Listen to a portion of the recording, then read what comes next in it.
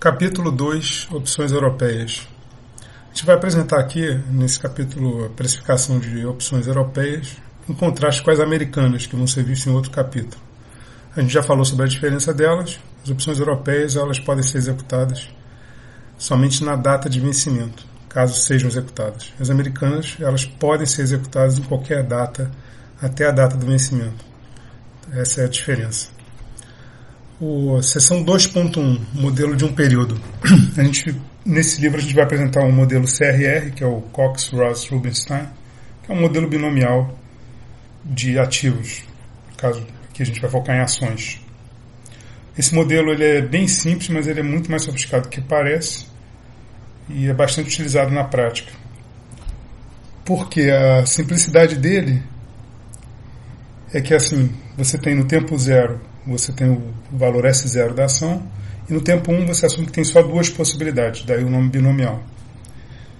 E esse resultado depende do lançamento de uma moeda. Pode ser, a gente representa por H e T, que é head and tail, cara e coroa em inglês.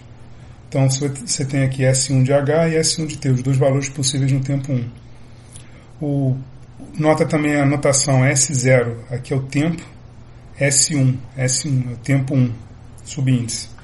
E o H é o resultado do lançamento no tempo 1, que tem duas possibilidades. Quando a gente estender isso para mais tempos, aqui você vai ter HH, HT, TH, TT, mais opções de lançamento aqui de moeda. E nesse modelo, como só tem duas possibilidades, a gente diz que tem o up and down, o U e o D, estão multiplicando S0. Então, você começa com S0 e pode terminar no tempo 1 com U vezes S0 ou D vezes S0. Esse modelo ele serve não só para ação, como outros ativos de renda fixa. Tá? E a questão de ser geral é porque quando você coloca mais tempos, eu não estou dizendo aqui se esse tempo aqui é um dia, um segundo, um microsegundo. Então você pode ter, por exemplo, ao longo de um dia subdividir ele em 10 pedaços, ou em 20, 100, e cada iteração, cada tempo desse seria um tempo muito curto. Então depende da simulação que você quer fazer. Nesse sentido que o modelo ele é bem mais sofisticado do que parece a princípio, na sua simplicidade. Mas aqui a gente vai ficar nesse momento com um tempo apenas.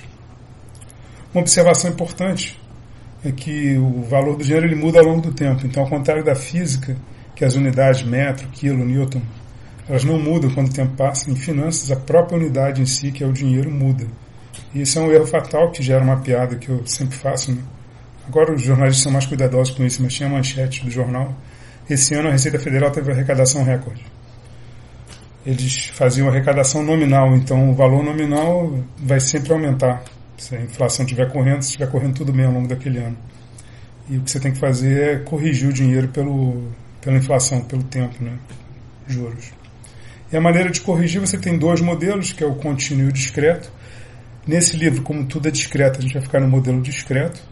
Então você tem um certo valor X0, que é corrigido por juros R, então o valor depois de um período, digamos que R é mensal, depois de um mês é X0 vezes 1 mais R, depois de 2 meses você vai substituir o T por 2, vai ser X0 vezes 1 mais R ao quadrado, que é o modelo de juros discreto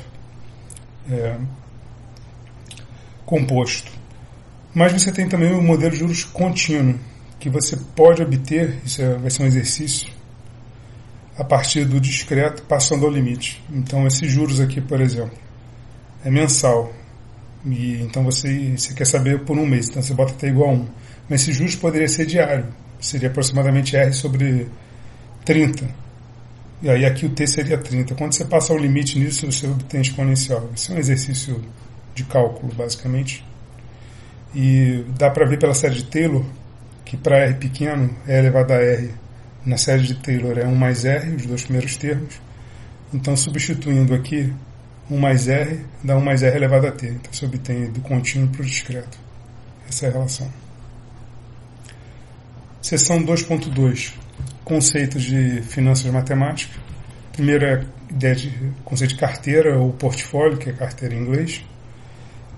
Nas finanças matemáticas, a gente pensa nisso como um vetor de Rn mais 1, onde você tem o primeiro componente, que é o C0, seria o que está em renda fixa, e os outros, C1, C2 até Cn, seria quantidade de ações que você está aplicando a sua carteira. A sua carteira tem uma parte de renda fixa e uma parte de renda variável aqui, em ativos de renda variável. Podem ser ações ou outros ativos. Então isso é um vetor. A gente já comentou sobre isso, que você pode ter uma quantidade negativa de ações, que é sell short. Então, por exemplo, carteira menos 3, menos 5, significa que você está devendo 3 unidades monetárias e tem menos 5 ações, ou seja, esse sell short está vendido em 5 ações. O conceito de carteira autofinanciada é uma ideia importante, na verdade a ideia é uma sequência de carteiras autofinanciadas, que são carteiras em que você pode passar de uma para outra sem entrar nem sair recurso. Então, por exemplo, se uma certa ação custa 2 hoje, você pode passar dessa carteira que tem 10 em renda fixa, 0 ações, você pode pegar desses 10 aqui, tirar 6, aí vai ficar com 4 somente, e usa esses 6 para comprar ação a R$2 cada uma. Então você pode comprar 3 ações. Então agora você tem 4 em renda fixa e 3 ações. Então você passou dessa para essa sem entrar recurso de fora nem sair nada. Nem gastou, nem entrou. Você pode passar dessa para essa também de forma autofinanciada. Como? Aqui você tem 4. Você pode tomar emprestado 2, ficar com menos 2 e com isso ter uns 6 unidades. Com 6 unidades você pode comprar mais 3 ações a R$2 cada uma. E 3 mais 3 é 6. Então você passa daqui para cá de forma autofinanciada também. Então a ideia de uma sequência de carteiras autofinanciadas é essa. Ela é usada para definir o que é arbitragem. E a arbitragem no mercado, a gente também já comentou, mas agora vai definir de forma rigorosa, é uma estratégia de compra e venda que começa sem dinheiro nenhum, mas com uma carteira valendo 0, e utilizando uma sequência de carteiras autofinanciadas, você consegue você tem a possibilidade de ter lucro sem possibilidade de prejuízo. Então, para ser mais preciso, a arbitragem é uma estratégia que você começa com x igual a 0 na carteira e de forma autofinanciada, quer dizer, não entra nem sai dinheiro ao longo da estratégia, você tem probabilidade positiva de terminar com x maior que 0, que é lucro, e probabilidade 0 de terminar com x menor que 0, prejuízo.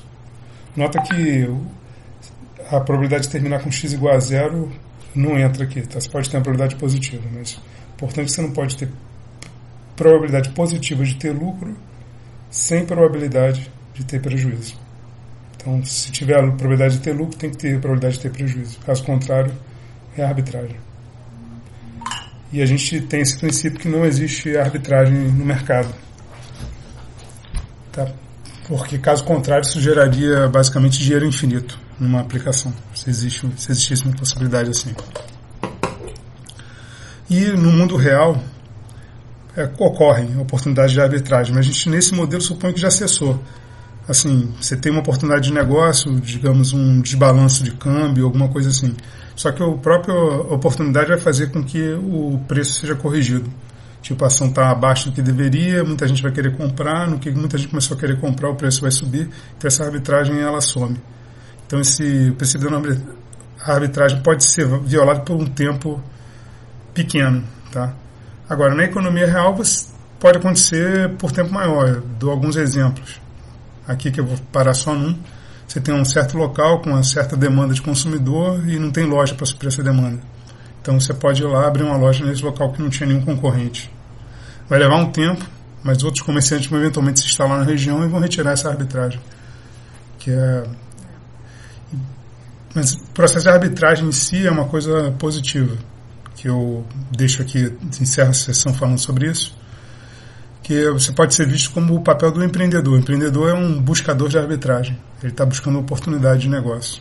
Tá? E isso é um motor da economia. Quem escreveu muito sobre isso foi o Schumpeter, que eu faço a citação, é um economista famoso do século passado. Ele escreveu esse texto em 1942, por causa da Segunda Guerra, sobre qual seria a importância do empreendedor e a destruição, processo de destruição criativa, que é um termo bastante utilizado na economia, que é quando o empreendedor vem com um novo processo que destrói os modos antigos de produção. A gente está vendo isso muito hoje com, digamos, eles chamam de uberificação da economia, né? A Uber, por exemplo, em relação aos táxis, ou os livros digitais, ou a imprensa digital e essa imprensa de papel e diversos outros, lojas virtuais, vários outros serviços que estão sendo oferecidos aí virtualmente e que vão fazendo a modificação dos processos. Isso aí podem ser vistos como arbitragens, novos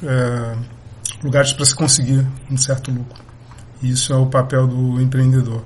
Mas dentro das finanças, quer dizer, dentro da precificação de ações, voltando aqui, a gente supõe como princípio a ausência de arbitragem. Para a modelagem, caso contrário, a gente vai ver na próxima sessão, que é no próximo vídeo, isso geraria um lucro infinito.